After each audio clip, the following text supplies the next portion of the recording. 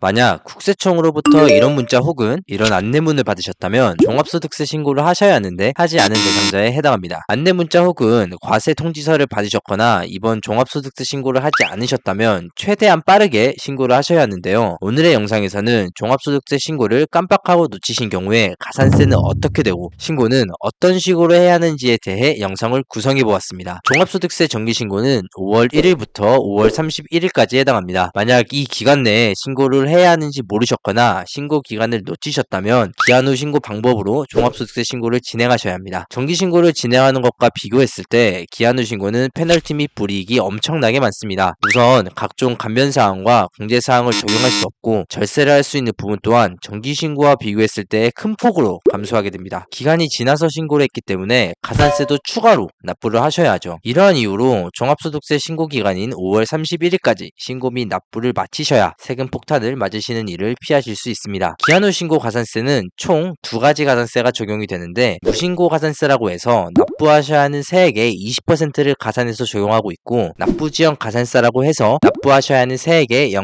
0.022%의 가산세가 하루씩 늘어나게 됩니다. 예를 들어 5월에 신고를 하시지 않은 사장님께서 8월 5일에 기한 후 신고를 하셨는데 세액이 500만원이 나오셨다면 100만원의 무신고 가산세가 추가되고 73,000원 정도의 납부지연 가산세가 추가됩니다. 그러면 실제로 납부하셔야 하는 세액은 가산세를 포함해서 607만 3천원 정도를 납부하셔야 하고 이 금액의 10%를 다시 지방세로 60만 7천원 정도를 납부하셔야 하기 때문에 총 세금만 668만원 정도를 납부하셔야 하는 거죠. 그래도 국세청에서 기한 후 신고를 한 달 이내에 한다면 가산세의 50%를 감면해주고 3달 이내에 한다면 30%를 감면해주고 있습니다. 이 부분 때문에 안내 문자 혹은 과세 예정 고지서를 받으신 사장님들이 하루라도 빨리 신고를 마치셔야 되는 거예요. 2023년 5월달에 신고를 하시지 않은 경우 6월달까지 기한 후 신고를 하셨으면 가산세의 50%를 감면받으실 수 있고 23년 9월까지 신고를 하실 경우에는 가산세의 30%를 감면받으실 수 있습니다. 만약 9월까지 신고하시지 못하고 23년 12월까지 하실 경우에는 가산세의 20%를 감면받으실 수 있죠. 국세청에서 안내 문자로 기한 후 신고 연락이 왔으면 준비 자료를 가지고 차근차근 대응을 하면 되는데 사장님께서 정말 심각한 상황에 놓이신 경우는 영상 초반에 보셨던 과세 예정 통지서를 받은 경우입니다. 과세 예정 통지서를 받으신 경우라면 국세청에서 정한 금액대로 납부를 하라고 결정을 내리기 전에 통보서를 보내는 거예요. 따라서 세무서 담당 조사관님한테 연락을 해보신 후에 과세 결정까지 시간이 어느 정도 남아있는지 확인하시는 것을 권해드립니다. 시간 내에 빠르게 준비를 해서 신고를 해야 하고 만약 예정 통지서를 받고 준비를 하지 않다가 결정 통지서를 받게 된 경우에는 그대로 세액을 납부하는 방법밖에 없기 때문에 세금 폭탄을 대응도 못하고 납부를 하셔야 하기 때문입니다. 더욱 신경을 써야 하는 건 세무서에서 이런 예정 통지서를 언제 보낼지는 아무도 모른다는 거예요. 담당 조사관님에 따라 통지서를 보내는 시점이 모두 다르기 때문에 정말 운이 없는 경우에는 대응도 못하고 바로 세금 폭탄을 맞게 되는 사장님도 있습니다. 따라서 기한 후 신고를 진행할 때는 조금이라도 절세를 하고 대응하기 위해 전문 세무사에게 대행 의뢰를 하시는 것이 좋습니다. 하지만 기한 후 신고를 직접 하시는 게 유리한 사장님들도 있습니다. 그건 확인을 해보기 위해 홈택스에 접속을 합니다. 홈택스에 접속을 하신 후 로그인을 하시고 종합소득세를 클릭합니다. 자, 그러면 지금 화면이 나오고 종합소득세 신고도움 서비스를 클릭합니다. 종합소득세 안내문을 확인해 보시면 아래쪽에 단순경비율 대상자로 조회가 되시는 사장님들께서는 세무사에게 대행료, 수임료를 내시고 기한 후 신고를 하시는 것보다 직접 신고를 하시는 것이 더 유리합니다. 단순경비율 대상자 사장님들께서는 나라에서 고지되는 금액이 크지 않기 때문에 직접 간단하게 신고를 하실 수 있어요. 오른쪽 상단 하셈택스 영상을 참고하시면 기한 후 신고를 잘 마치실 수 있습니다. 만약 여기에 기준경비율 대상자라고 나오시는 사장님들께서는 반드시 세무사를 통해서 간편장부 또는 복식부기 장부를 작성하고 신고를 하셔야 세금을 조금이라도 줄이실 수 있습니다. 기한 후 신고는 정기신고와 다르게 세무서 조사관님의 승인과 세무서장의 승인이 추가됩니다. 확정되는 데까지 시간도 오래 걸리고